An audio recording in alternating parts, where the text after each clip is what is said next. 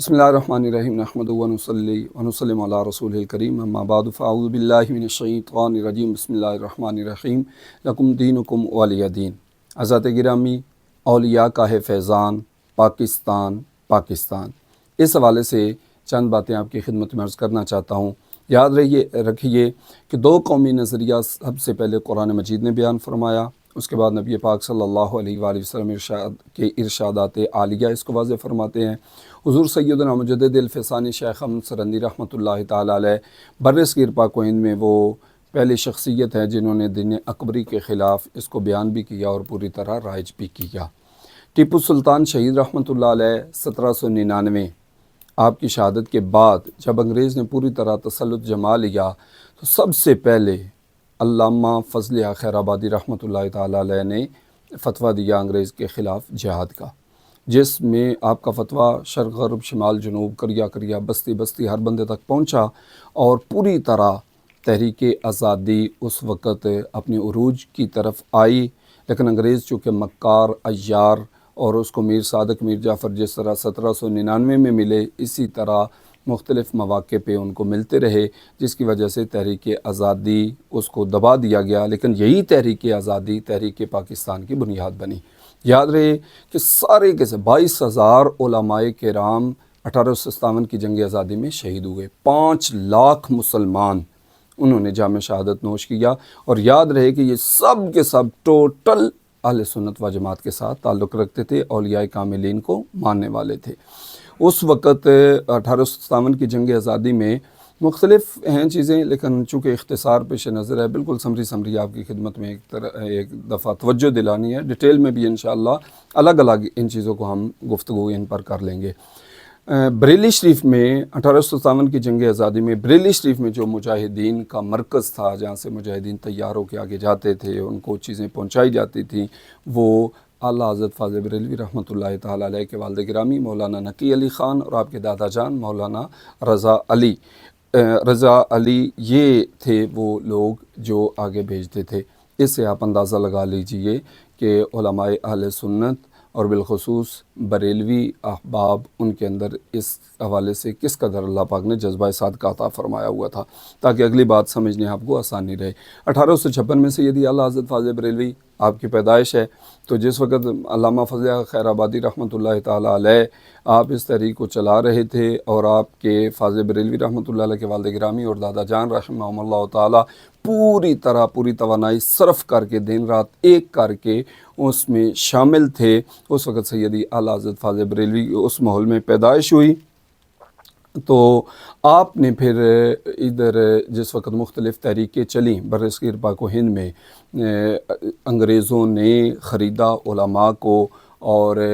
اس بات کو تحریک آزادی کے جذبات کو ختم کرنے کے لیے مختلف علماء کو خریدا اور مختلف لوگوں نے مختلف تحریکیں چلائیں۔ تو اس وقت سیدی اعلیٰ حضرت فاضل بریلوی رحمۃ اللہ تعالی علیہ نے اعلام العالم، نابغ النور، دوام العیش، المہجانۃ المؤتمنہ اور انفس الفکر، یہ مختلف رسائل مختلف طریقوں کے حوالے سے اسلامی نقطہ نظر آپ نے واضح فرمایا، اور جن تحریکوں میں کچھ شامل ہو کر مسلمان نقصان اٹھا رہے تھے اس کو واضح کیا، اور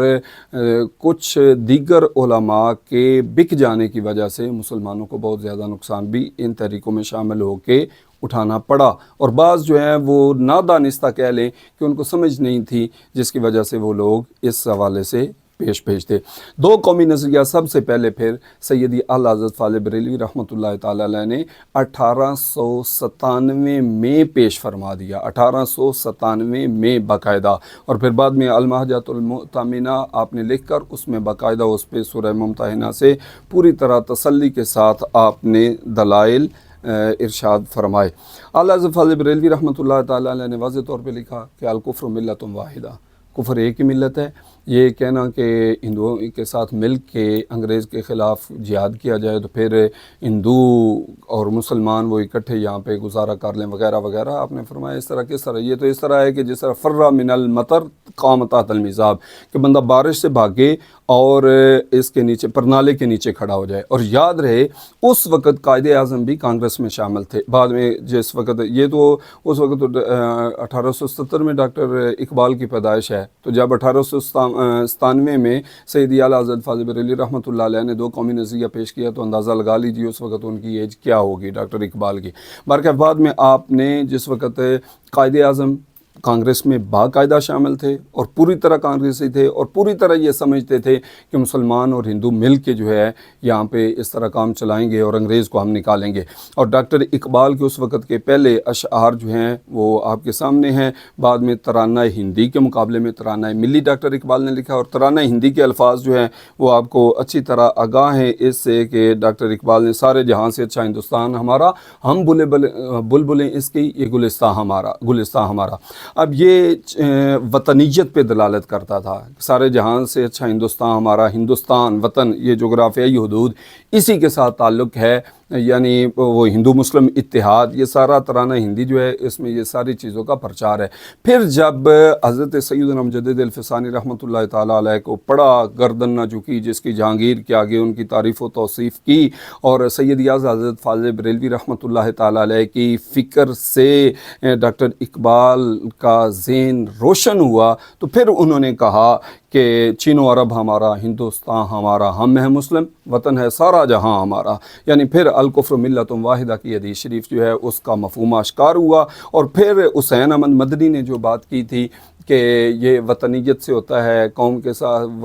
وطن کو لے کے چلنا ہوتا ہے، قومیت کا ملت کا کوئی چکر نہیں ہے، تو اس وقت ڈاکٹر اقبال نے پھر اس کو یہ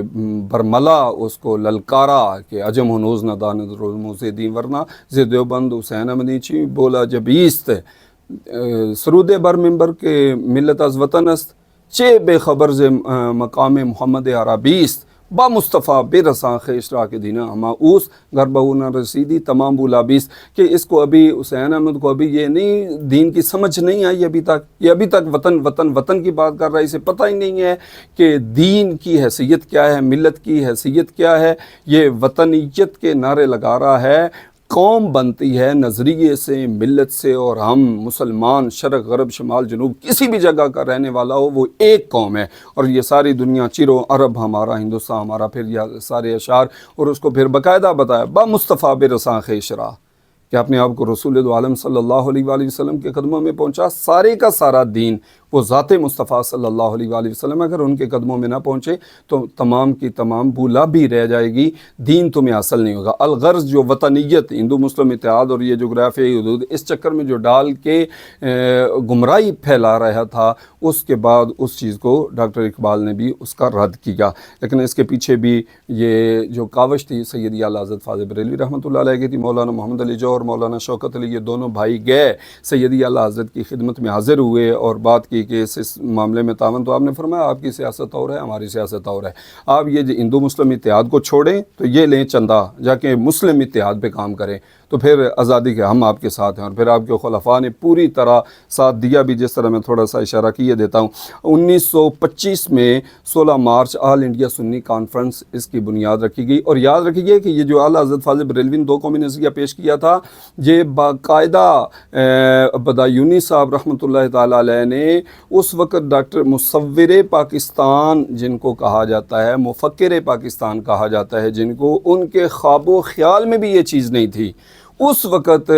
باقاعدہ پورے ہندوستان کا نقشہ بنایا انہوں نے بدایونی صاحب رحمۃ اللہ علیہ نے، اور جہاں پہ مسلم اکثریت تھی یہ واضح کیا کہ اس طرح اس وقت کا جو اخبار ہے ذوالقرنین، اس میں باقاعدہ وہ قسط وار ان کا وہ مضمون اور نقشہ وغیرہ جو ہے وہ شائع بھی ہوا، جو سید اعلیٰ فاضل بریلوی رحمۃ اللہ علیہ اور اس کے بعد ان کے فیضان سے انہوں نے یہ باقاعدہ ترتیب دیا تھا کہ اس طرح ہو جانا چاہیے۔ بعد میں ڈاکٹر اقبال انہوں نے بھی اس طرف ان کی توجہ ہوئی۔ آل انڈیا سنی کانفرنس کی بنیاد رکھی گئی، اور پورے ہندوستان میں آپ جو غیر متعصب ہیں جتنے بھی ان کی اگر تاریخ کی کتابیں پڑھیں، ڈاکٹر اشتیاق حسین قریشی جو 1961 سے 1971 تک وائس چانسلر رہے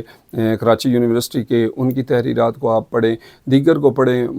22,000 علماء اہل سنت باقاعدہ جن کا ریکارڈ ہے کہ وہ شریک رہے، اور ان کے پیچھے کتنے کتنے کتنے لوگ زیادہ شامل تھے، اور اس وقت علماء اہل سنت کی طرف سے یہ چیزیں آ رہی تھیں کہ اگر پیر جماعت علی شاہ صاحب رحمۃ اللہ علیہ نے بڑا مشہور آپ کا یہ جملہ ہے کہ جو پاکستان بنانے میں مسلم لیگ میں شامل نہیں ہوتا اس کا جنازہ ہی نہ پڑھا جائے، اس کو مسلمانوں کا قبرستان میں دفن نہ کیا جائے۔ جب سرحد کی طرف سے قائد اعظم پریشان تھے تو اس وقت پیر حافظ کوڑی شریف ان کو اس ریفرنڈم کا سربراہ بنایا گیا، تو آپ نے جب وہ دیکھا وہ صندوق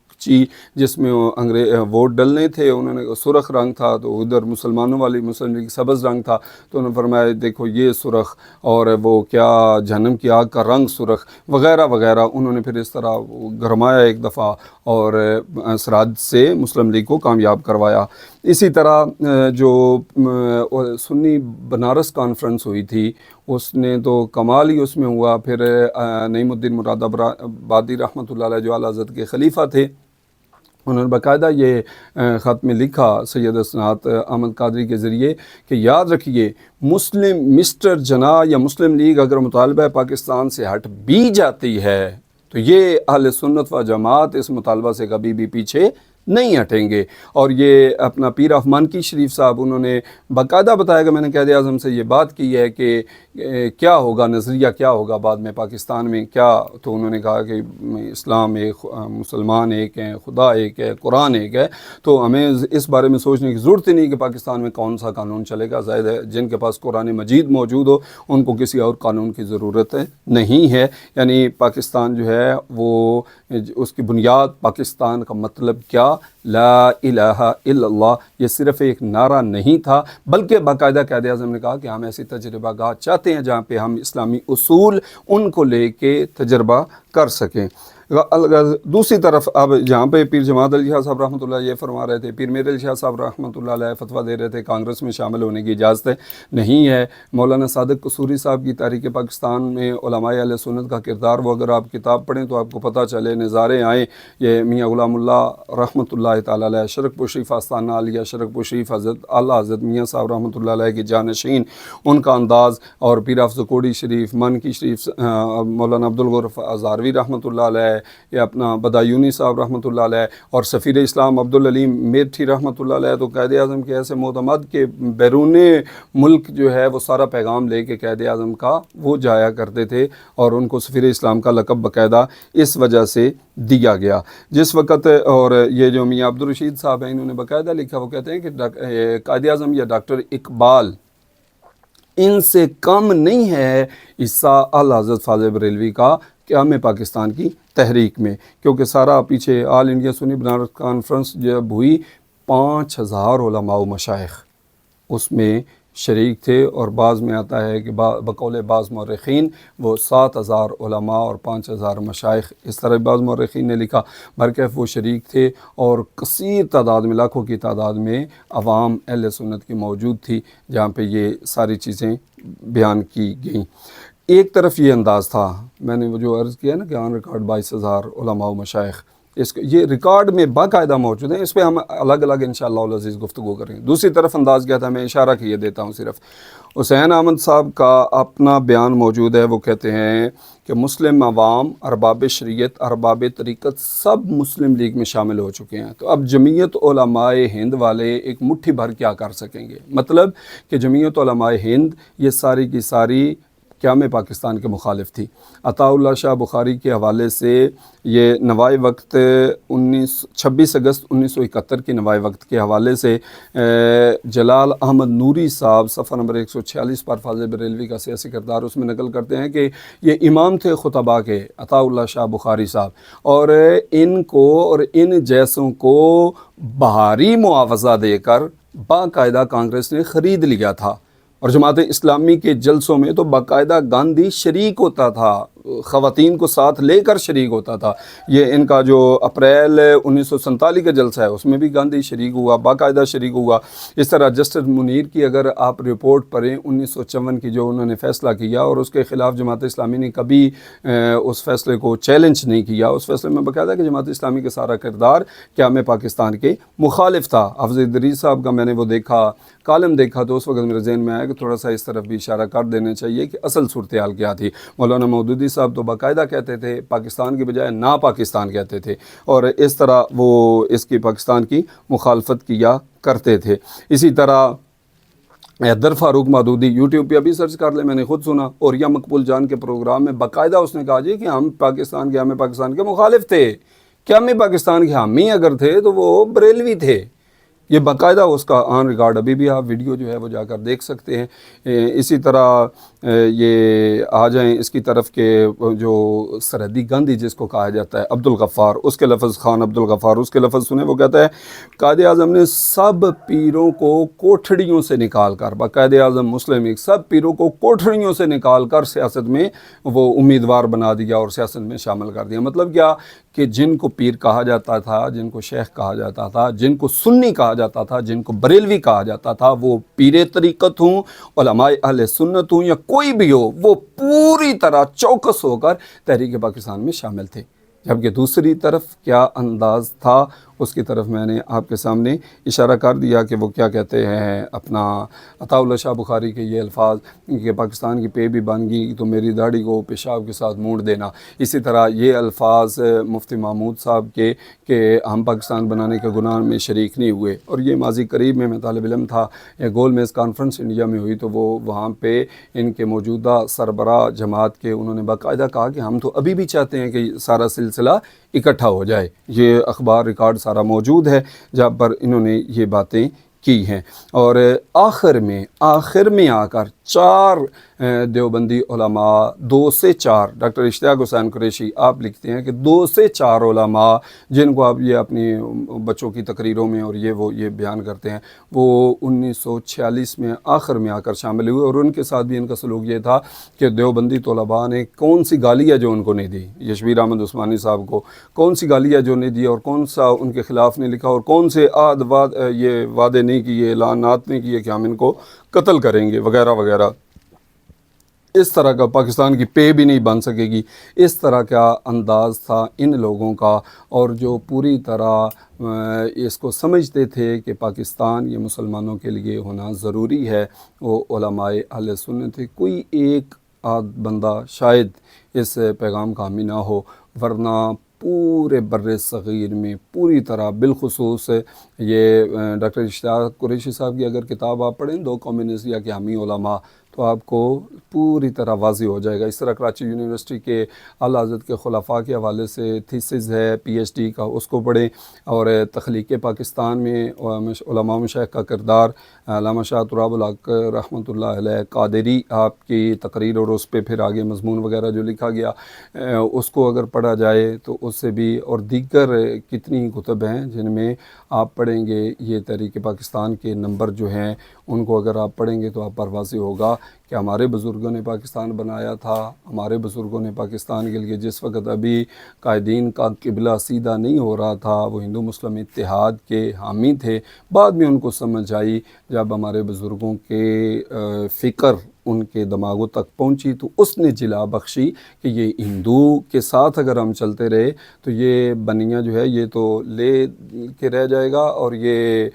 مسلمانوں کا تشخص ختم کر کے یہ اپنا غلبہ لیں گے۔ جس طرح تحریک ترک موالات میں انہوں نے کیا کیا کہ جی چھوڑ دو، یہ بھی چھوڑ دو، وہ بھی چھوڑ دو، حتیٰ کہ وہ جو نشان حیدر کی طرح وکٹوریا کراس تھا اس کو بھی چھوڑ دو جی، جس کی اتنا ملازمتیں چھوڑ دو، سب مسلمان بے روزگار ہو گئے۔ اور ہندو خود انہوں نے 1/3 فیصلہ یہ تھا کہ اگر ایک ہندو چھوڑے گا 2 یا 3، ایک مسلمان چھوڑے گا ملازمت، 2 یا 3 ہندو چھوڑیں گے، لیکن ہندوؤں نے کب چھوڑی؟ اور مسلمانوں کو پھر سمجھ آنے، مختلف مواقع پر سمجھ آنا شروع ہو گئی، اور بالخصوص اس کے پیچھے حضرت اعلیٰ حضرت فاضل بریلوی رحمۃ اللہ تعالیٰ علیہ آپ کے وہ رسائل جن کا میں نے ذکر کیا ہے، 14ویں جلد فتاوی رضویہ شریف کی میرے پاس ابھی سامنے موجود بھی ہے، اس میں یہ ساری چیزیں موجود ہیں جو آپ نے رہنمائی مسلمانوں کی دعا کیجئے کہ اولیاء کاملین کا یہ جو فیضان ہمیں میسر آیا ہے، ہمیں اپنے بزرگوں کے نقش قدم پر چلتے ہوئے اس کے استحکام کے لیے پوری طرح کاوش کرنے کی کوشش کرنے کی توفیق عطا فرمائے، اور تا قیامت یہ شاد رہے، آباد رہے۔ کتنے